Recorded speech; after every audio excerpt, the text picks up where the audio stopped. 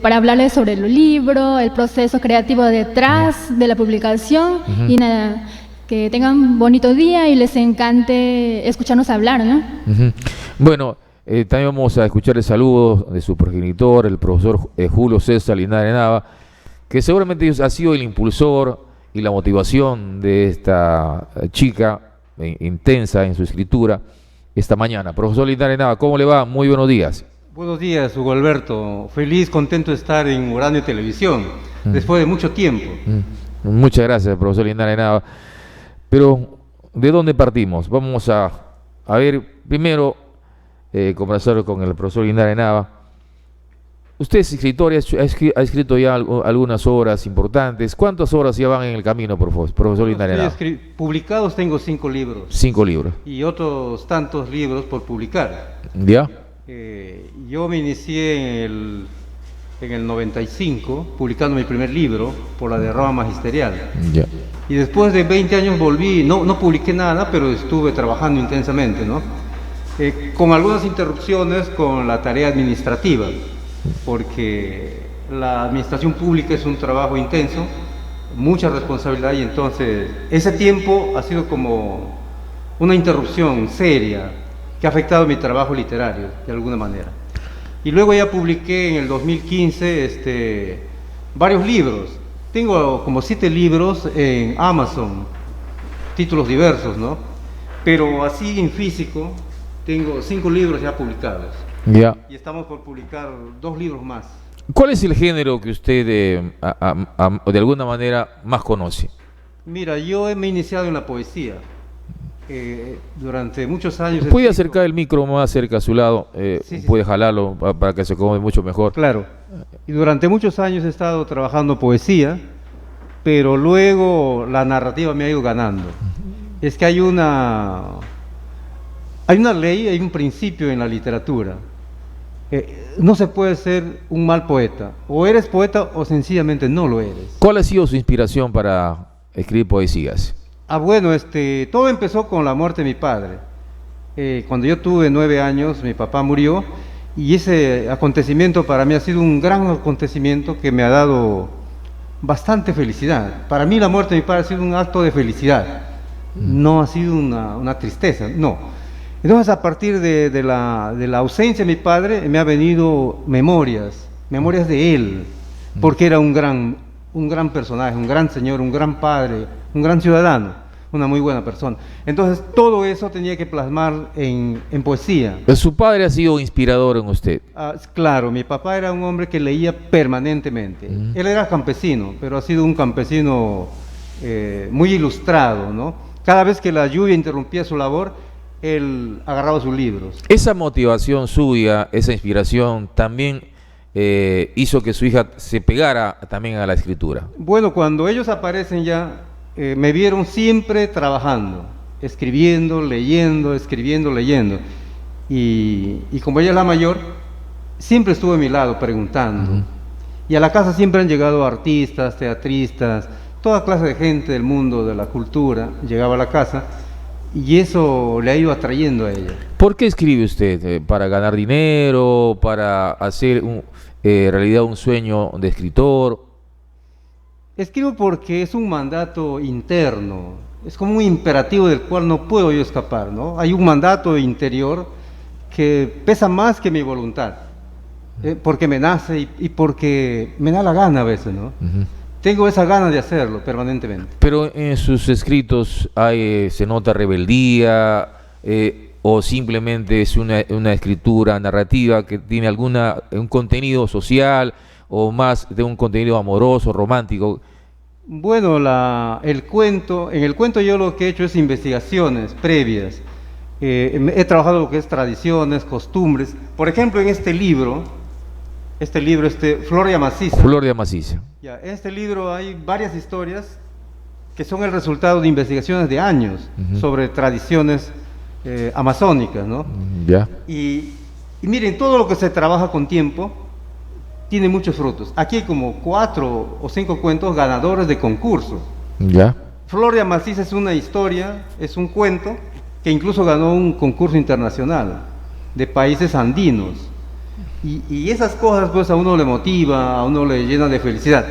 No tanto por el dinero, ¿no? Sino porque me da la gana, porque me nace, porque es una vocación, porque es un mandato que supera mi voluntad, ¿no? Yo no podría ser Julio César Linares si no escribo. Correcto, pero vea, algunos van a la universidad, van a la carrera de letras, les gusta escribir, como ocurrió con Mario Vargas Llosa, egresa de la universidad, se dedica a escribir, pero no tenía él ni idea de lo que podía tener impacto lo que escribía, ¿no? Así se hace en la literatura, o tiene ya algo prefijado, hacer una carrera exitosa para ganar algo de dinero, porque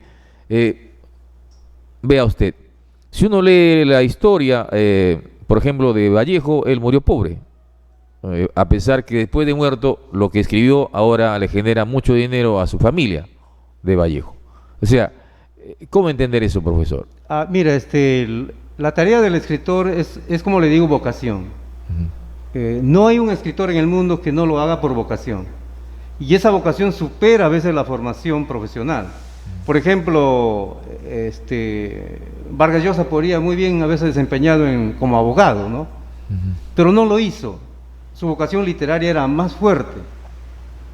Y es que a veces los papás, en las familias, los papás lo que incentivan al hijo, le dan un camino al hijo donde va a hacer dinero. Y ahí los papás se engañan. El hombre, cuando quiere hacer dinero, hace dinero. Sin necesidad de ir a ser un escritor, un literato, ¿no? No, en cualquier actividad uno, cuando quiere hacer dinero, en el comercio, por ejemplo. Sí. Y cuando uno no quiere hacer dinero, no lo hace, ¿no? Son temas de deseo, de quereres. Entonces, la tarea del escritor es ese, ¿no? Disfrutar de lo que hace, gozar de lo que hace, porque la tarea del escritor nace del placer de la lectura. Como le decía, yo veía a mi papá de niño disfrutar de este maravilloso placer de lectura, ¿no? Y eso, por imitación, yo también lo hice. Y eso ocurrió con mi hija, ¿no? Y no solamente con mi hija, sino con todos mis hijos, porque en la casa todos escriben. Solo uno, el que es abogado, teniendo muy buena pluma, no lo hace, porque él se quiere dedicar a sus cosas. Sí, yo le diría que usted presente a su señorita hija, ¿cómo le presentaría, por favor, en este momento, para que la opinión pública, la ciudadanía pueda conocer de que ella es una escritora importante? Sí. Yo a ella le presentaría como una de las mejores lectoras que conozco, ¿no? Entonces tenemos acá a Flor Libertad, una mujer lectora por naturaleza, 100% lectora. Y esa lectura ha hecho de ella la escritora que es hoy día. Y es una escritora de éxito porque su libro se está vendiendo, se está colocando en diferentes mercados, ¿no? Incluso está en Amazon también. Y ahorita está yendo a la feria virtual del libro. Y tiene invitaciones diversas y con muy buena crítica. Y yo hasta pienso que está superando al papá. Y eso es mi mayor orgullo. Eso es el máximo premio que yo he logrado, que mis hijos escriban con muy buena calidad. Siempre el papá tiene la idea de que el hijo supere al padre, ¿no? Y como usted lo dice con mucho orgullo. Vamos a escuchar ahora a Flor Libertad Linares, que ha hecho una corta presentación, pero puede jalar el micro para que se acomode mejor, podemos conversar. Vea, esta inspiración es suya, claro, Yanku. Sí. ¿En cuánto tiempo lo ha trabajado esta interesante obra? A ver, muchos años, son 8 años que me he demorado en escribir, en reunir todas esas historias. Son 14 historias. 14 historias. Sí, las que contienen el libro. Y durante un buen tiempo las iba escribiendo, las corregía, las releía, iba sufriendo transformaciones hasta que finalmente quedaron listas. Entonces me tuve la tarea de dar a leer a mis maestros, a mi padre, y me daban algunas apreciaciones, observaciones de mejora, ¿no? Hay algunos cuentos en especial que me han costado mucho escribirlos. Por ejemplo, El mago sin magia. ¿Ya? Era un cuento que había nacido mientras yo iba en un ómnibus en Lima, mientras iba al hospital a recibir terapia. Estaba ahí toda adolorida, desanimada, desalentada de la vida porque había dejado de estudiar, que es una de las cosas que más me gusta hacer también, estudiar estar en constante búsqueda de información, y haber dejado mi carrera, mis estudios, me tenía desanimada, aparte de que mi salud estaba resquebrajada. Entonces, mientras estaba en ese momento tan feo, volteé la vista y había un señor que era mago, que hacía desaparecer y aparecer cartas. Entonces ahí me nació la idea y empecé a escribir sin parar en el cuarto de hospital. ¿Qué es lo que motiva a uno a escribir? Porque hay mucha gente que quiere escribir, a veces no le salen las ideas o queda en el papel cualquier idea que le parece y no permite que siga escribiendo. A mí también me pasa mucho eso. Hay momentos en los que tú escribes, tienes ganas de escribir porque quieres transmitirle algo a la gente, algo a tus lectores, quieres comunicarle algo, ¿no? De todo ese conjunto de emociones que están emposadas en tu alma, quieres transmitir algo, ¿no? Un mensaje, una idea. En este caso, el libro en sí es un mensaje a todas las personas que lo lean, ¿no? Que siempre se puede salir del fango. Como decía Wilde, ¿no? Estamos en el charco, pero miramos las estrellas. ¿Cómo hacer que muchas personas, jóvenes, porque en los últimos años, no sé si por el tema de la tecnología, el internet, hemos perdido ese gusto por la lectura, señorita Libertad? Y es cierto, yo también soy maestra y en mis salones de clase me costaba bastante hacer que los muchachos, los jóvenes, se engancharan con un libro. Y también me di cuenta que mucho de la currícula, ¿no? es un tanto equivocada, porque los textos que ponen ahí no están vinculados con el contexto del estudiante. Entonces, ¿qué interés le puede generar al chico agarrar un libro y estudiar? Yo sé que hay que leer los clásicos como el Quijote, Romeo y Julieta, la Ilíada, ¿no? Pero son textos densos, áridos, que no sirven de mucho para iniciar al chico en la aventura de adquirir el hábito lector. ¿Qué diría, por ejemplo, un joven que tiene un pequeño hijo? ¿Cómo tenía que comenzar para que su hijo tenga una motivación para la lectura? Yo creo que debe empezar por la literatura que esté adecuada a su contexto. En este caso, por la literatura regional. Hay muchos diversos tipos, ¿no? Por ejemplo, hay algunos escritores que escriben cómics, que es una buena idea de fomentar la lectura, aparte que es una lectura entretenida. Por ejemplo, el escritor Juan Soregui Vargas, que es chiquitino, tiene varios libros de este género, de historietas, que cuentan una historia de carácter ambientalista, que invitan a valorar y a cuidar nuestros recursos naturales. Entonces, por ahí, empezar por los cómics, por los manga, que aparentemente para la generación adulta, los más señores, por así decirlos, no le dan tanta importancia a los mangas, ¿no? Dicen, eso es una tontería, son dibujitos que no consiguen nada, pero con ese tipo de textos se pueden lograr grandes avances en la lectura. En un país como el nuestro, un país del tercer mundo, donde las personas no son proclives a leer, evidentemente es mucho exigir a nuestros hijos, ¿no? Pero usted que es docente, ¿qué habría que hacer allí? Porque había un gran problema en el Perú, es la falta de disciplina para la lectura, ¿no? Usted que es maestra. Es que los chicos tienden a adquirir hábitos por imitación. Si en la casa el papá no lee, es muy probable que el chico no lea, ¿no? Y entonces ese tipo de alumnos van al colegio y están ahí. Entonces es un grupo bastante difícil para trabajar, ¿no? Entonces lo que yo hacía era pues dialogar con ellos, preguntarles sus intereses, y con eso se logra bastante, porque dejé de lado la Ilíada, el Quijote, y empecé a interesarme más por lo que ellos leían, ¿no? La literatura juvenil. Sin embargo, en esta época donde hay mucha tecnología, los chicos ni siquiera leen el libro coquito ahora están con el celular permanentemente. ¿Qué hacer? Porque ese es un gran problema en el Perú, ¿verdad? Sí, pero digamos que no todo es pesimista ni un panorama caótico, ¿no? A veces los chicos sí están leyendo, están apegados a su celular, y yo me llevé grandes sorpresas, por ejemplo, porque mis alumnos sí leían literatura que, digamos, no es tan valorada por la crítica literaria, pero estaban leyendo, y me parece que eso, digamos que ese valorar, porque les impulsa a leer otros libros, y eso pasó en mi aula, ¿no? Por ejemplo, empezamos leyendo esa literatura juvenil de Gautemoc, por Claro, ejemplo. ese es más de popular, autoayuda, del autor de Bajo la misma estrella, ese tipo de literatura que no es tan valorada, pero que nos ayudó y llegamos a leer a Pero me Cortázar. parece que esa son obras mucho más digeribles para el joven, ¿verdad? Claro, No son muy más complicados. comprensible, el lenguaje es más sencillo. Más sencillo, sí. Y las historias son un tanto lineales, no hay esos giros del tiempo, ¿no? Que avanza y retrocede en la historia. Es una sola historia lineal que cuenta, ¿no? En cambio, los clásicos son obras que se mezclan varias historias, es muy difícil captar la atención del chico, pero con las historias de autoayuda, esos juveniles, poco a poco fuimos avanzando hasta que logramos llegar a leer a Cortázar, por ejemplo. Los chicos se encantaron leyendo a Cortázar, instrucciones para subir una escalera. Y para mí fue un gran logro que los chicos sintieran ese placer de leer a Cortázar. Claro, hay que tener placer para leer.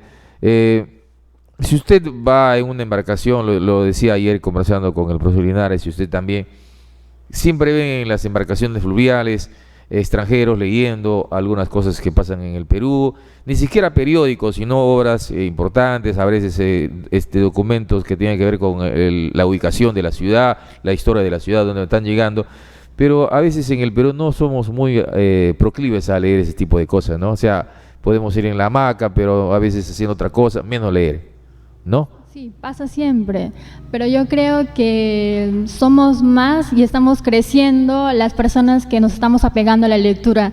A mí no me gusta o soy más positiva, ¿no? En ese aspecto. Yo pienso que en un futuro no muy lejano el Perú va a cambiar, va a adquirir otros hábitos, va a pegarse a la lectura y todo va a mejorar para bien. Entonces, cada vez que pueda, en los espacios que tengo, en el aula, yo insto a la gente para que se apeguen a la lectura, que lean, que esta Navidad, lejos de comprar regalos, juguetes mecánicos a sus hijos, aparatos electrónicos, que regalen libros, ¿no? Que regalen, porque eso de regalar libros es una costumbre europea, ¿no? Que está bien enraizada y ha logrado grandes objetivos, grandes cambios, ¿no? En esas sociedades. Si nosotros imitáramos esas costumbres, sería un buen logro para el Perú, ¿no? Para la educación del Perú. Sí, interesante, soñamos con esa idea de que nuestros padres evidentemente nos regalaban un libro, pero gracias a Dios he tenido un padre que compraba periódico todos los días, y de eso me llevó a la lectura, el periódico, y algunas historias que hemos leído en el tiempo, por ejemplo, la historia, como dice, del Quijote, que es normal, casi natural, que uno lee ahí en el colegio también igual. Pero esta obra monumental que seguramente todo el mundo lee y que pasa desapercibido, la Biblia, ¿no? Que es el libro de los libros. De la Biblia se han escrito enormes volúmenes de comentarios, de historias, señorita Libertad. Sí, personalmente voy a decir acá que de la Biblia no he leído tanta. Si he leído, ha sido porque, digamos, ¿te han obligado? Por obligación tal vez, y porque de casualidad han llegado pequeños textos a mi mano, no es porque yo he querido leer. Porque el Proverbios tiene decir cosas tan importantes en la vida que a veces uno refleja lo que dice en el Proverbio, ¿no? Sería importante que su papá le sugiera que lea un poco la Biblia también. Sí, mira, fíjate que Vallejo en Europa es considerado uno de los grandes capitanes de la poesía. Para muchos estudiosos europeos, incluso españoles, 4 son los grandes capitanes de la poesía universal, ¿no? Tenemos por ejemplo, al que escribió la Ilíada, ¿no? A Homero, es el gran poeta. Luego tenemos a Shakespeare, luego tenemos a Dante y también Vallejo. Mira cómo en Europa le ponen a Vallejo en ese altísimo nivel, como los grandes maestros del verso, ni siquiera Neruda. Pero ¿por qué Vallejo es tan grande? Y dicen los estudiosos que Vallejo cada día escribe mejor, porque hemos llegado a descubrir, los que leemos a Vallejo seriamente, que Vallejo tiene una bárbara influencia de sus lecturas de la Biblia, justamente, ¿no? Es uno de los mejores libros que, leyendo la Biblia, uno puede encontrar incluso algunos hechos científicos que están ocurriendo, y que incluso en la Biblia está lo que va a ocurrir en el futuro. Lamentablemente a veces no nos vamos a lo bueno, ¿no? Entonces por tu sugerencia, por tu pregunta a la vez, de decirle a Flor que hay un libro grande. El libro ¿Usted más cree grande. que hay un Dios, hay un ser superior? Hace unos años que soy creyente. Yo he sido ateo y he hecho una heredad en la familia del ateísmo. Pero he defraudado también a mis hijos porque he dejado el ateísmo y hoy soy creyente, ¿no? ¿Y por qué cambió? Porque la naturaleza, el universo es tan perfecto que no puede ser obra de la casualidad. Imposible, ¿no? Y Cuando mi usted ateísmo- dice que era ateo, era un hombre Más pegado a la un ciencia. rebelde al sistema. más pegado a la ciencia. Y entonces, pero la ciencia no puede explicarse si no hay un origen. Y la ciencia tampoco puede explicar. Porque los científicos dicen que la Tierra se formó a través de un Big Bang, una fuerza comunal, y se generó todo este proceso de la Tierra. Pero yo creo más que es una cuestión divina, la creación de Dios, ¿verdad? Si Claro. no, no podías explicar cómo el ser humano sigue investigando y no encuentra cómo que el hombre pueda no morir, ¿verdad? La vida eterna siempre busca el hombre. Inclusive, si usted ha leído también, ha habido estos químicos que querían encontrar la panacea de la eternidad y nunca lo encontraron, ¿no? Imposible. Y la vida eterna es algo de trascendencia. Hay que mirarlo como una espiritualidad. Pero con todas las limitaciones que tiene el hombre, puede trascender. El hombre puede trascender por sus quehaceres, por su conducta, su comportamiento, por su pensamiento, ¿no? Hay hombres que están en la historia y que no van a morir nunca. Sobrepasan los límites de lo físico. Y a eso estamos llamados todos, ¿no? Y uno de esos hombres es el inmortal César Vallejo, ¿no? Claro. En la obra Trilce, en la obra de Los Heraldos Negros, poemas monumentales que han quedado en la historia de la humanidad, doblada más de, no sé si 40, 50 idiomas, ¿verdad? Sí, sí, sí. En todos los idiomas está César Vallejo, ¿no? Y es el gran maestro, pues, Pero a veces, sí, una ironía que a veces siempre hablo, murió pobre, no tenía ni siquiera para comer. Es que hay que mirar las dimensiones de la riqueza. Yo, por ejemplo, me siento una persona muy rica, ¿no? Porque disfruto de lo que quiero hacer. No me privo nada. Si yo quiero gritar, grito. Si quiero bailar, bailo. Yo sé que no sé bailar, pero bailo a mi gusto, a mi manera. Y no necesito música ni pareja, ¿no? Entonces, Tu emoción, tu alegría te hace bailar. claro, disfruto de esa emoción, de esa alegría del momento, ¿no? Entonces, el acto de escribir, por ejemplo, es darle rienda suelta a un deseo.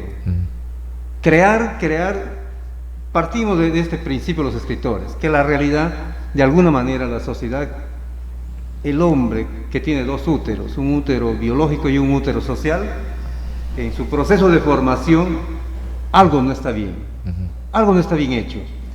Pero gracias al arte y a la literatura uno puede crear unos mundos paralelos que sean mejores que la realidad, ¿no?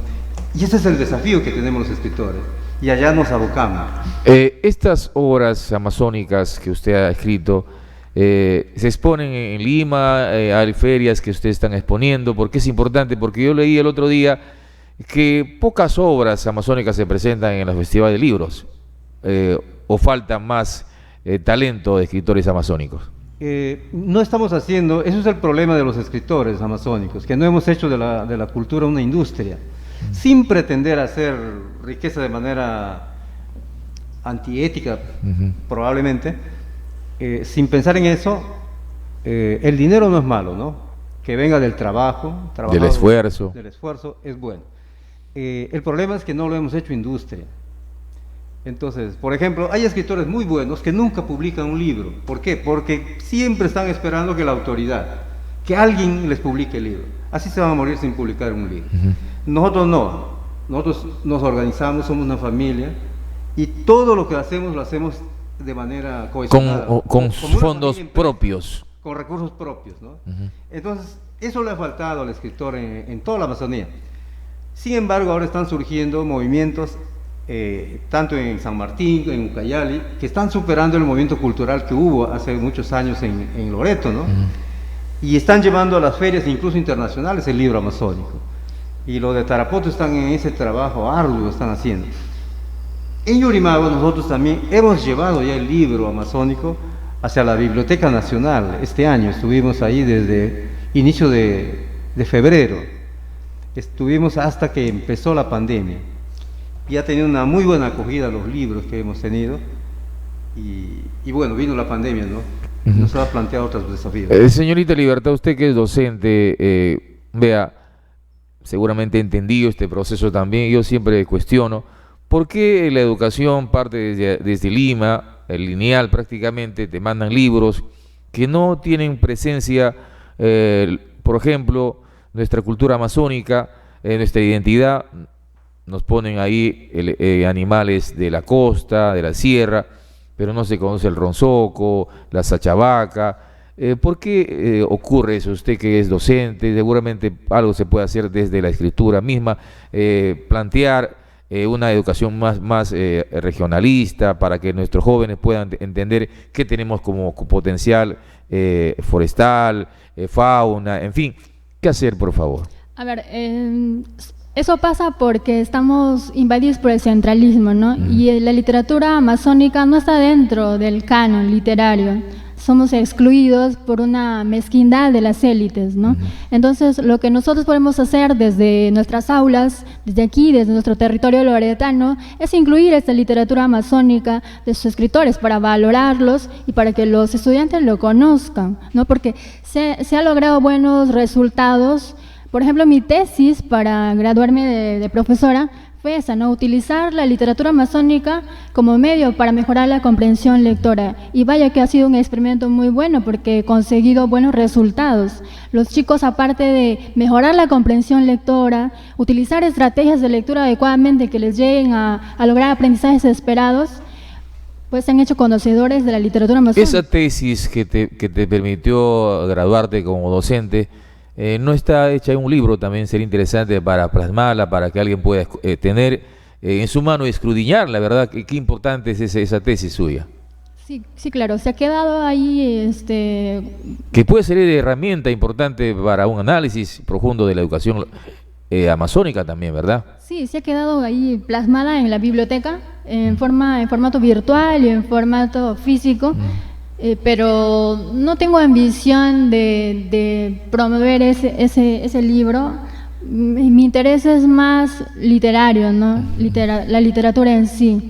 Pienso que a través de los libros puedo poner mi granito de arena para cambiar el mundo, ¿no? Pero el escritor también puede plantear una rebeldía desde ahí, fijar una posición también, porque eso tiene que ver con la política, ¿verdad?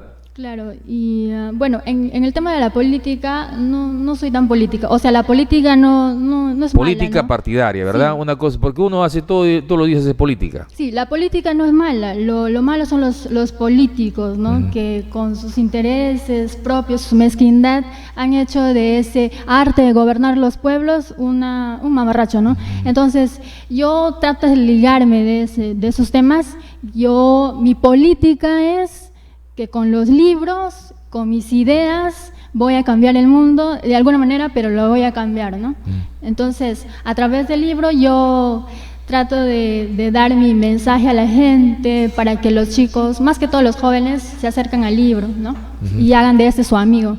Correcto. Profesor Linares Nava, ¿usted qué piensa de la política? ¿Usted también es apolítico, no es partidario de algún partido político, o ve la política de una manera mucho más amplia en realidad? En mi adolescencia yo me sentía un socialista, un comunista, pero viendo por eso era ateo usted. Viendo los resultados del mundo, uno llega a decepcionarse de los que predican. ¿Por qué hacen eso? Porque Mario Vargas Llosa también era rebelde, era socialista, y después dijo que no, mejor es ser capitalista, ganar mucho dinero. El problema es que cuando llegan al poder los grandes políticos, se aprovechan de esos grandes ideales, ¿no? Y eso realmente a uno le quita entusiasmo. Hoy se puede ser revolucionario incluso desde las ideas de izquierda o desde la derecha, ¿no? Siempre que ayudes a favorecer el interés común, que el hombre se desarrolle y a través de su individualidad pueda desarrollar la colectividad, para mí sería un acto revolucionario. Algunas personas, sin pensar, tienen una acción solidaria, van, comparten su ganancia con la gente, pero no se siente un hombre de izquierda, no se siente progresista, no se siente socialista, sino lo que gana algo de dinero, de su saldo de ganancia, comparte con la gente que necesita ese momento una Y ayuda. es un acto revolucionario. El amor al prójimo, la filantropía es el mejor acto, ¿no?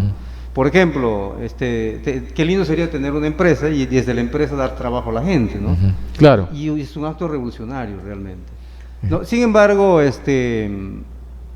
a mí posiblemente con los años que vengan me podría interesar la política, pero yo veo que todavía falta, a la gente le falta disciplina, exigencia, exigirse a sí mismo, compromisos serios, disciplinarse en todos los aspectos, ¿no?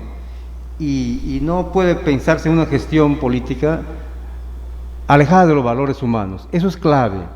Aquel que quiera hacer política hoy, mañana, debe nunca alejarse de los valores humanos. Sin embargo, usted no puede exceptuarse de la historia, porque usted ha sido director de educación de esta provincia, el que fija una política educativa desde ese lugar. Claro, y hemos tenido todo un camino, una propuesta, hemos creado una propuesta en la Amazonía desde el Yurimaguas, y hemos llevado adelante nuestros ideales. Creo que con usted nació la idea del proyecto educativo local, ¿no? Regional. Hemos colaborado con el proyecto regional también, ¿no? Pero que no se ha plasmado en realidad, ¿no? Claro, el problema es que no le damos continuidad a la gestión. Hoy se traza un camino y mañana viene otro, un loco viene y lo deshace, ¿no? Y eso pasa a nivel nacional. No hemos entendido un planteamiento educativo y le desechamos. Y nunca podemos ver si da o no da frutos. Entonces, nosotros desde que hemos pensado seriamente en la promoción del libro, la difusión del libro y la creación del libro, desde aquí estamos haciendo pedagogía. Este libro, por ejemplo, tiene un alto contenido social y político, ¿no? ¿Cómo se llama el libro? Como un peregrino a casa. No lo tengo, los otros los tengo, lo he leído. Entonces hay un gran compromiso que planteamos desde el valor que tiene la familia. ¿Cuál es el contenido de ese libro, si fuera tan amable? Mira, este es un hombre que se ha perdido en la borrachera, ¿no? Por unos problemas de familia, por no entender la naturaleza femenina, ¿no? A los 40 años en el Perú y el mundo se deshacen, pero más en América Latina, se deshacen las familias. ¿Por qué? Porque a la mujer le empieza la menopausia. Y con la menopausia la mujer va perdiendo ese deseo, el placer sexual, ¿no? Y eso crea grandes problemas en el interior de la familia. Porque el hombre es un animal, en realidad, ¿no? Voraz. Pero fíjate que ese proceso es pasajero, porque luego la mujer se hace un reacomodo hormonal. Y reacomoda sus cosas, claro, y vuelve al deseo. Claro, vuelve al deseo. Y además en la Amazonía, en el Perú, tenemos las fitohormonas, por ejemplo. Pero lo que falta... Todo está planteado en el libro. Todo está planteado en el libro. Bueno, esta mujer, te cuento rápido un poquito. La esposa de Ramuel, él es Ramuel, ahí lo tienes en pantalla. Ahí está. La esposa de Ramuel, curiosamente había leído un manual de sexo. Y ahí había encontrado todos los síntomas que una mujer tiene cuando le viene la menopausia. Oh, sorpresa, cuando ella cumple 33 años, 13 años de casada, le vienen los síntomas de la menopausia y le vienen los problemas.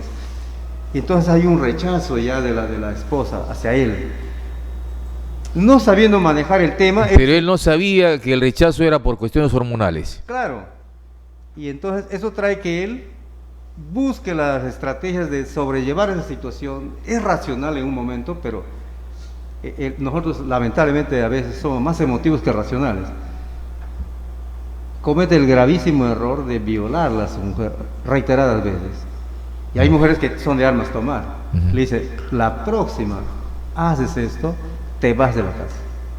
Y eso ocurre, ¿no? Y entonces a partir de ello él pensaba que ella era de su propiedad. Claro, no respetamos la libertad de la mujer, ¿no?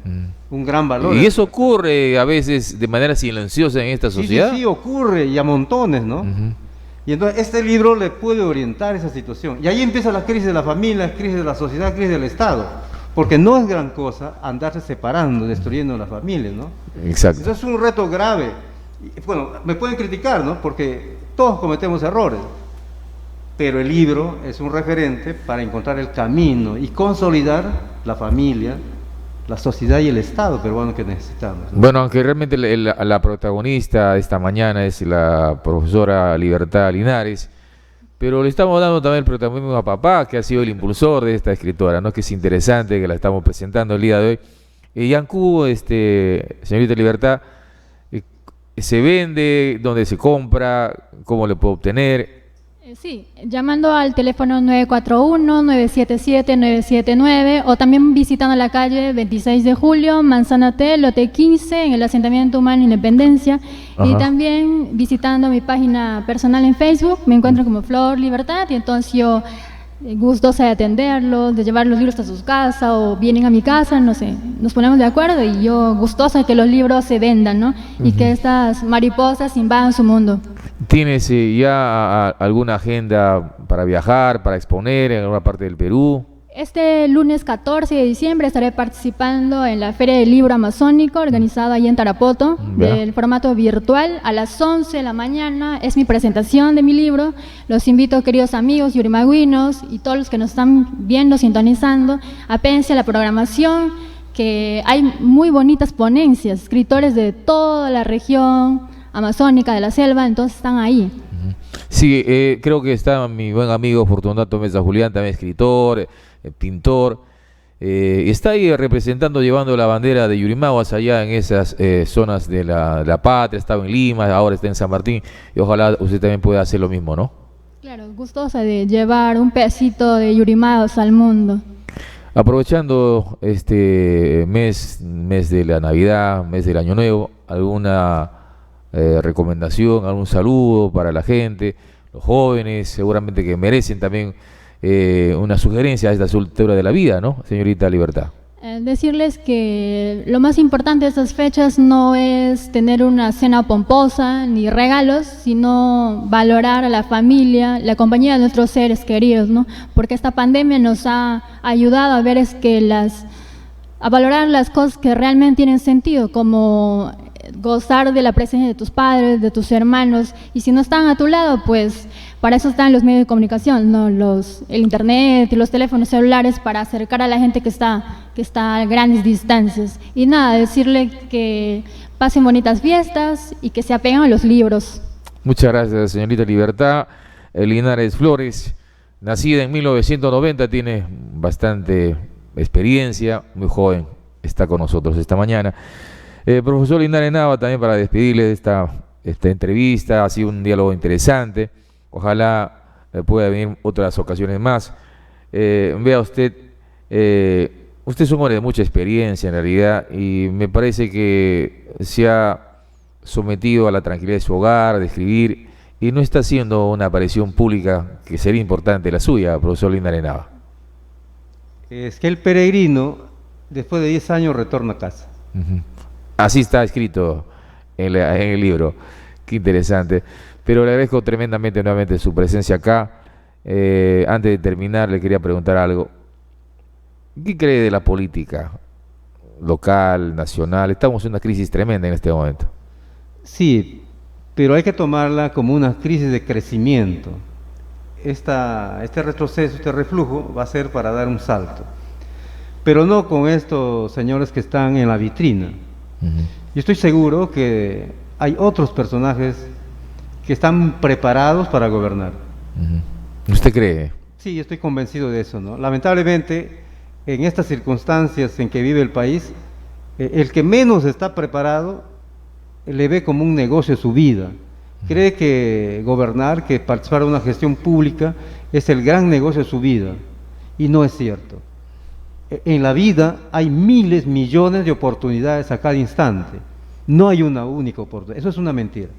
El mismo hecho de estar vivo es una inmensa oportunidad. Amanecer un día vivos es una inmensa oportunidad. Y el país es un país de inmensas oportunidades, ¿no? Estos últimos 20 años han crecido muchos empresarios peruanos que están llevando la bandera del Perú al mundo. En los diferentes campos han aparecido nuevos científicos peruanos, nuevos artistas peruanos.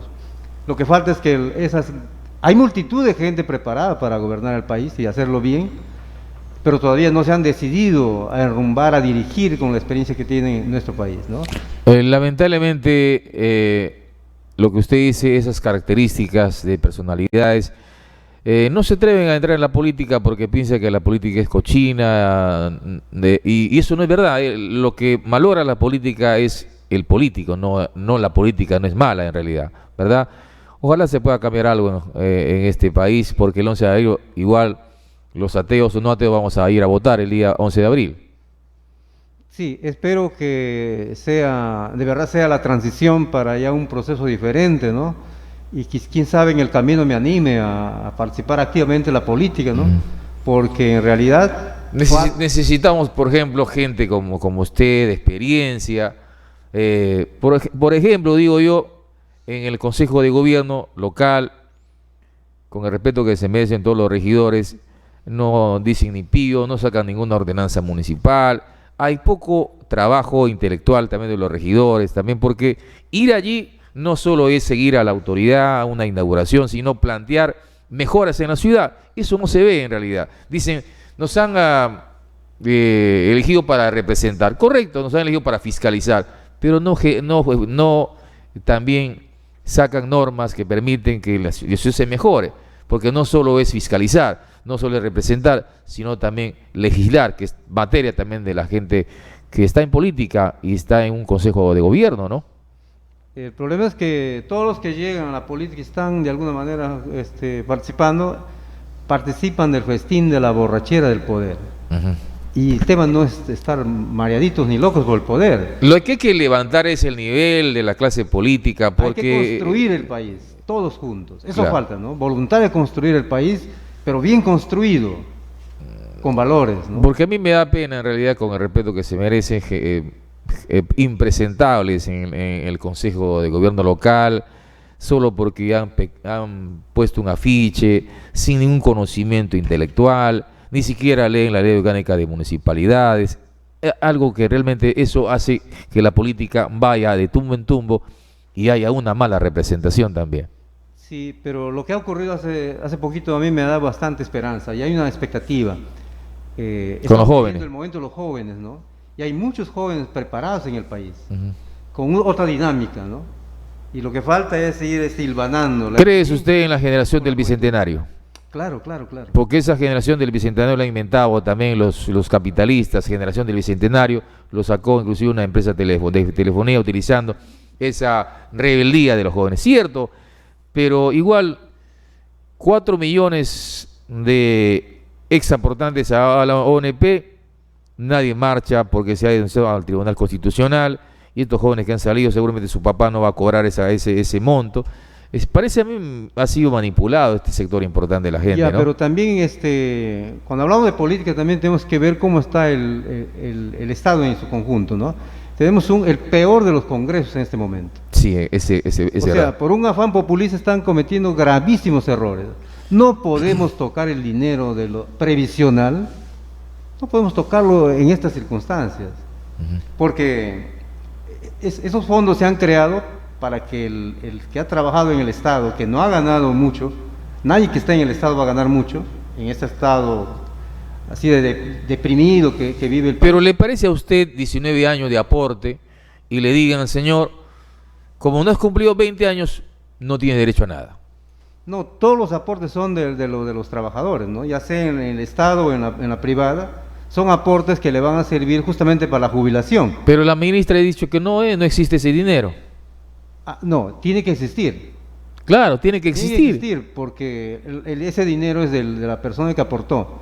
Lo que no estoy de acuerdo es que un Congreso irresponsable esté jugando con un dinero que no le corresponde, ¿no?